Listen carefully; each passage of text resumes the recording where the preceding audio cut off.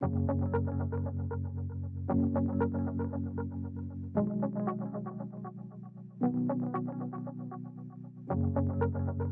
is Alvin, Discipleship and Care Pastor at the Stone Church.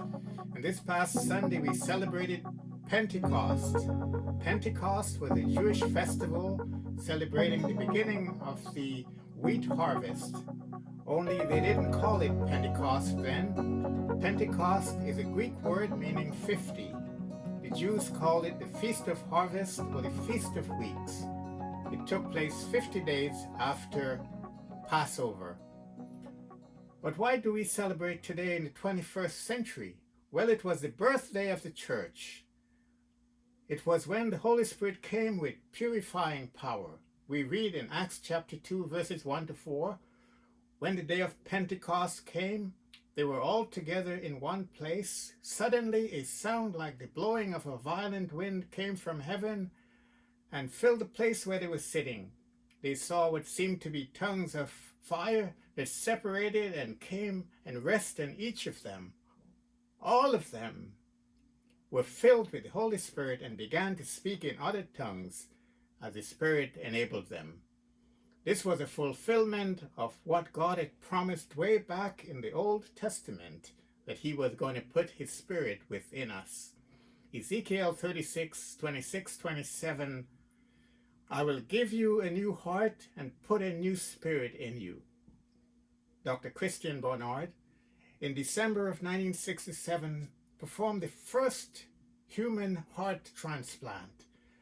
But about 2,600 years earlier, God promised, I will remove from you your heart of stone and give you a heart of flesh, and I will put my spirit in you and move you to follow my decrees and to obey my laws. Pentecost brought purifying power. So today we can celebrate the blessings of Pentecost brought about by the presence of the Holy Spirit. He is the creative spirit. And what he did at creation, he does today. He takes that which is empty and void and he fills it. He turns darkness into light. Out of disorder, he brings order. Out of confusion, he brings harmony. Out of deformity, he brings beauty. And what he has done for others, he's able to do for you today. Jesus, at his baptism at the River Jordan, the Holy Spirit descended in the form of a dove, and the Father's voice was heard from heaven to say, this is my beloved Son in whom I am well pleased.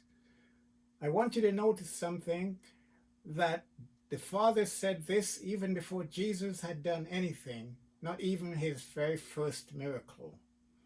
Why? Perhaps you're asking today, does the Father love me? Is he pleased with me?